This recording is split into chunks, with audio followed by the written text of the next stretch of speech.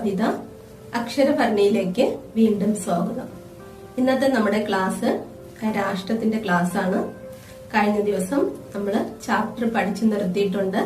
ഇന്ന് answer the following ആണ്, അതായത് ക്വസ്റ്റ്യൻ ആൻസേഴ്സ് ആണ് ഇന്ന് പഠിക്കാൻ പോകുന്നത്.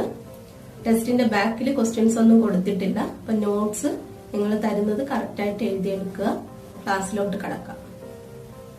ആദ്യം ഞാൻ ഫുൾ ക്വസ്റ്റ്യൻ വായിക്കാം, എന്നിട്ട് ആൻസറും വായിക്കാം. അതിനുശേഷം ഓരോ സെന്റൻസ് ആയിട്ട് വായിച്ച് അതിന്റെ അർത്ഥം പറയാം.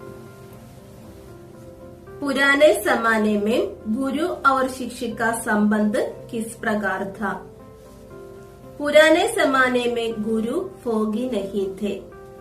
उस जमाने में शिष्य पुत्र से अधिक प्रिय होते थे. प्राचीन काल में गुरु की शिक्षादान क्रिया उनका आध्यात्मिक अनुष्ठान था और परमेश्वर प्राप्ति का एक माध्यम था. उस समय शिक्षणालय एक प्रकार के आश्रम अथवा मंदिर के समान था. पैसे देकर विद्या खरीदने की यह क्रय विक्रय पद्धति ഭാരത ഭൂമി का उपज नहीं था. ഇനി നമുക്ക് ഓരോ ലൈനായിട്ട് വായിച്ച് അർത്ഥം മനസ്സിലാക്കാം. पुराने जमाने में गुरु और शिष्य का संबंध किस प्रकार था? പണ്ട് കാലത്ത് ഗുരുശിക്ഷ ബന്ധം എങ്ങനെയായിരുന്നു?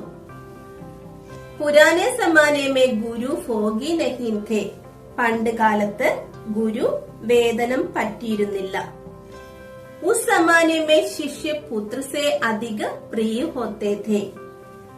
ആ കാലഘട്ടത്തിൽ ശിഷ്യന്മാർ പുത്രന്മാരെക്കാളും പ്രിയപ്പെട്ടവരായിരുന്നു ഗുരുക്കന്മാർക്ക്. प्राचीन काल में गुरु की शिक्षादान क्रिया उनका आध्यात्मिक अनुष्ठान था. പ്രാചീന കാലത്ത് ഗുരുവിന്റെ വിദ്യാദാനം അദ്ദേഹത്തിന്റെ ആധ്യാത്മികമായിട്ടുള്ള അനുഷ്ഠാനമായിരുന്നു. അവർ പരമേശ്വർ പ്രാപ്തി കാ ഏക് മാധ്യം ഥ. അതുപോലെ തന്നെ ഈശ്വര സാക്ഷാത്കാരത്തിനുള്ള ഒരു വഴിയായിരുന്നു. उस समय शिक्षणालय एक प्रकार के आश्रम अथवा मंदिर के समान था.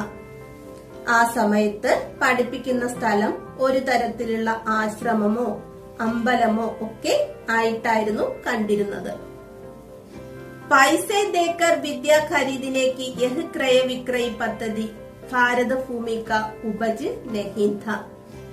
പൈസ കൊടുത്ത് വിദ്യ വാങ്ങുന്ന ഈ ശിക്ഷണ രീതി ഭാരതഭൂമിയിൽ ഉള്ള ഒരു വിത്തല്ല, അതായത് ഭാരതഭൂമിയുടെ സംസ്കാരമല്ലായിരുന്നു ഇത്. അതാണ് നമ്മൾ മനസ്സിലാക്കേണ്ടത്. ഇനി അടുത്ത ക്വസ്റ്റ്യൻ നോക്കാം. ഉത്തമ ഗുരു കാ സ്വഭാവ് കിസ് പ്രകാർ കാ ഹോനാ ചാഹിയെ? ഉത്തമ ഗുരു കോ ജാതി ഭാവന യാ ധാർമിക ഭാവന സെ വിരുദ്ധ ഹോനാ ചാഹിയെ. ഗുരു കോ ഭക്തി और श्रद्धा का केंद्र होना चाहिए.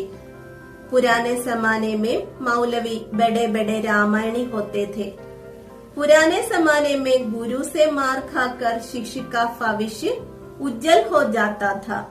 आज इसके विरुद्ध शिष्य को पीटने पर अध्यापक को मुकदमा का सामना करना पड़ता है.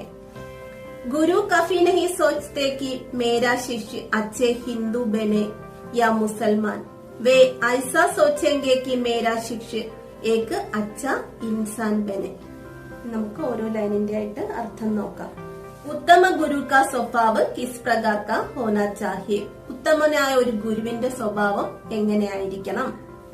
ഉത്തമ ഗുരു കോ ജാതി ഭാവന യാ ധാർമിക ഭാവന സെ വിരുദ്ധ ഹോനാ ചാഹിയെ.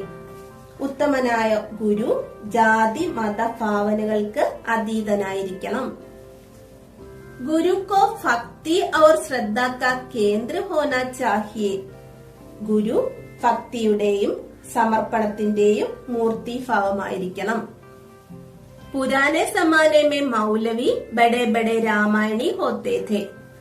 പണ്ട് കാലങ്ങളിൽ മൗലവിമാർ വലിയ വലിയ രാമായണികളായിരുന്നു. അതായത് രാമായണം വായിച്ച് അറിവ് സമ്പാദിക്കുന്നവരായിരുന്നു. पुराने जमाने में गुरु से मार खाकर शिष्य का भविष्य उज्जवल हो जाता था. പണ്ട് കാലങ്ങളിൽ ഗുരുവിന്റെ കയ്യിൽ നിന്നും അടിമേടിച്ച് ശിഷ്യന്റെ ഭാവി ഉജ്ജ്വലമാകുമായിരുന്നു.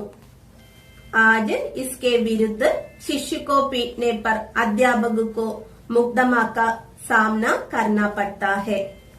എന്നാൽ ഇന്ന് കുട്ടികളെ തല്ലുകയാണെങ്കിൽ അധ്യാപകർക്കെതിരെ കേസ് പോലും കൊടുക്കുന്ന ഒരവസ്ഥയാണ്. ഗുരു കഫി നഹി സോച്തെ കി മേരാ ശിഷ്യ അച്ഛേ ഹിന്ദു ബനെ യാ മുസൽമാൻ. ഗുരു ഒരിക്കലും ചിന്തിക്കാറില്ല എന്റെ ശിഷ്യൻ നല്ലൊരു ഹിന്ദു അല്ലെങ്കിൽ നല്ലൊരു മുസ്ലിം ആവട്ടെ എന്ന്. വേ ഐസാ സോച്ചെങ്കെ കി മേരാ ശിഷ്യക്ക് അച്ഛ ഇൻസാൻ ബനെ. അവർ ചിന്തിക്കുന്നത് എന്റെ ശിഷ്യന്മാർ നല്ലൊരു മനുഷ്യരായിട്ട് ജീവിക്കട്ടെ എന്നാണ് അവര് വിചാരിക്കുന്നത്. അല്ലാതെ മതത്തിനും ജാതിക്കുമൊന്നും അവിടെ ഒരു സ്ഥാനവും ഇല്ല. ഇനി നമുക്ക് അടുത്ത ക്വസ്റ്റ്യനിലോട്ട് കടക്കാം. भारतीय संस्कृति का रहस्य आजकल के भारतीय समझ पाते हैं या नहीं. आजकल सेवा देने में नहीं लेने में ही अधिक महत्व है. सेवा देने की चीज है, लेने की नहीं. किसी भी मंदिर की मूर्ति की शक्ति उसके पुजारी की पूजा भावना में ही भरी रहती है. सेवा लेने की अधिकारी तो रोगी या असहाय वृद्धजनों का है. आजकल भारतीय संस्कृति का रहस्य भारतीय समझ लेने में ही है, लेकिन इसका ज्ञान न होना ही हमारे सारे दुखों का कारण है. भारतीय संस्कृति का रहस्य आजकल के भारतीय समझ पाते हैं या नहीं. ഭാരതീയ സംസ്കൃതിയുടെ രഹസ്യം, അതായത് ഭാരതത്തിന്റെ സംസ്കാരം ഇന്ന് ജനങ്ങൾ മനസ്സിലാക്കുന്നുണ്ടോ ഇല്ലയോ എന്നാണ് ക്വസ്റ്റ്യൻ. ഇനി ഓരോ ലൈനിന്റെ അർത്ഥം നോക്കാം. ആജ്കൽ സേവ ദേനെ മേ നഹി ലേനെ മേ ഹി അധിക മഹത്വ ഹെ. ഇന്ന് സേവനം കൊടുക്കുന്നതിലല്ല അത് സ്വീകരിക്കുന്നതിനാണ് കൂടുതൽ താല്പര്യം. സേവ ദേനെ കി ചീസ് ഹെ ലേനെ കി നഹി. സേവനം എന്നത്, അതായത് സർവീസ് എന്നത് കൊടുക്കാനുള്ള ഒന്നാണ്, അല്ലാതെ സ്വീകരിക്കാനുള്ളത് അല്ല. किसी भी मंदिर की मूर्ति की शक्ति उसके पुजारी की पूजा भावना में ही भरी रहती है. ഒരു അമ്പലത്തിലെ വിഗ്രഹത്തിന്റെ ശക്തി അതിൽ പൂജ ചെയ്യുന്ന പൂജാരിയുടെ ഭാവനയ്ക്കനുസരിച്ചായിരിക്കും. സേവ ലേനെ കെ അധികാരി തോ രോഗി യാ അസഹായ വൃദ്ധജനോ കാ ഹെ. സേവനം സ്വീകരിക്കാനുള്ള അവകാശം വൃദ്ധർക്കും അതുപോലെ നിരാലംബർക്കുമാണ്. आजकल भारतीय संस्कृति का रहस्य भारतीय समझ लेने में ही है.